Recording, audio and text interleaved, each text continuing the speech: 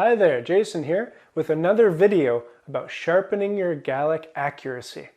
So like I've said in previous videos, I'm not anti-grammar. I just believe it should come after you're very familiar and comfortable with a lot of the Gaelic language. You need to have something to analyze and you know what it means before you can analyze it. Otherwise, I feel we're putting the cart before the horse. It doesn't really work as well. It can kind of work a bit. Okay, so in this video, I'd like to share with you how the heck do you see if a noun is masculine? Got a couple ways for you. So, masculine nouns. How do we find out if it's masculine or feminine? Well, the first way that I'd recommend here is look it up in a dictionary. I recommend the Learn Gaelic .scot dictionary. It's an online dictionary. It's very quick to find words, and most of the ones I've seen have an audio clip, so you can actually hear what it sounds like as well. These are both really useful. Ease of use, and then also having the audio. That's much easier, I feel, than using a paper one. So, your first technique. How do I tell if a noun is masculine or feminine? Look it up. And I'm not trying to be facetious here. This is the quickest way of doing it. Because these other ways I'm going to show you, there will always be exceptions, but there's never going to be an exception to this online dictionary. So the first way, look it up in the learngaelic.scot dictionary on that website. All right, number 2. What's another way of knowing if a noun is masculine? Well, generally they tend to end in ACH, ADH, AN, or AS. For example, Elan. Elan. Island. Elan. Ends in AN. It's masculine. There will be exceptions to this, unfortunately, which is why I recommend using the online dictionary. So, here's your second way. Look for these endings. Also, there are more masculine nouns than feminine in Gaelic. So if you're really if it's a 50-50 guess, I would guess masculine, to be honest. All right, so ACH, ADH, AN, or AS endings. Cool. What's the third way? Well, if you're talking about a job or an occupation, a work, and it ends in IR or ICHE, generally that'll be masculine. An example here, maricha. This is like the English word mariner. Maricha. Maybe not used so commonly these days, but you will see it in stories. You will certainly see it in songs. Maricha. And just like with Elan here, maricha ends with icha.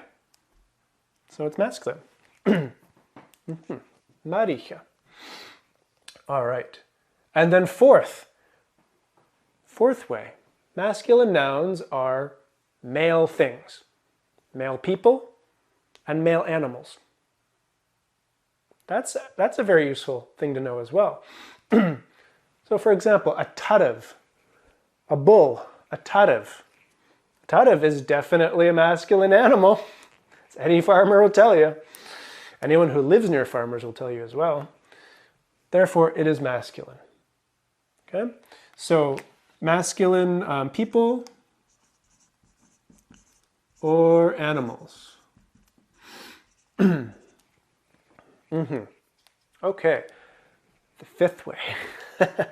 If 4 wasn't enough, got one more. So looking at the last vowel in a word sometimes can give you a clue about if it's masculine or if it's feminine.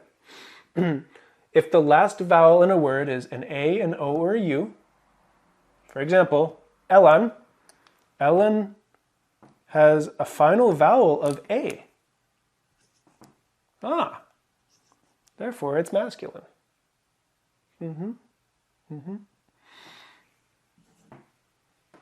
Also, elan ends in an, so we know it's masculine. This is the most risky way because there will be exceptions to the rule, and they do happen pretty frequently. So this is, in my opinion, this is like a last-ditch effort to try to figure out if it's masculine or feminine. If the last vowel is A, O, or U, but you will encounter exceptions all the time. Again, which is why I really recommend just looking it up in the first place. You save yourself a lot of time. Not only that, but you instantly make that connection of masculine, elan, masculine, elan, masculine. Okay. And then it's only going to be repeated whenever you see it in context. So you'll already know it's masculine. Okay, masculine, masculine. Okay, it's masculine. Otherwise, you might mistake it, and then you might internalize that mistake of, oh, elan is feminine. Okay, elan's feminine, right? Elan's feminine. But it takes a lot of work to undo those things. Believe me. Believe me, I've had to undo a lot of improperly learned things, little things like this. They aren't the biggest deal in the world, but it does take some work to undo them, which is why I recommend you save yourself a lot of time. Just look it up in the first place. Ooh, actually, there's a sixth way that I just remembered. Just popped into my head. Vul e autumn. It just struck me. Vul e autumn. So, if you can, this won't always be possible, but if you can, see if you can, if it can be paired with an adjective. For example,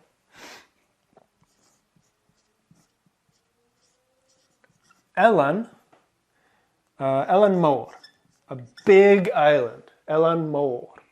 Elan Mor. Okay, so if I didn't think about it ends in an, so it's masculine. I didn't think about this. I just see Elan and Mor. This is really, really helpful when you have an adjective, because if there's no H, if there's no lenition, it's masculine, always. But if there is an H, it's going to be feminine, always. If you can, look to see if there's an adjective that's following the noun. That will give you a very, very, very quick and clear picture of if it's masculine or feminine. And then you won't even have to look it up. It's even quicker than number one. I'd recommend these two. These two. And these are here for you if that's useful for you as well. Okay, thank you for joining me. Keep an eye out for my next video on feminine nouns. Gleva.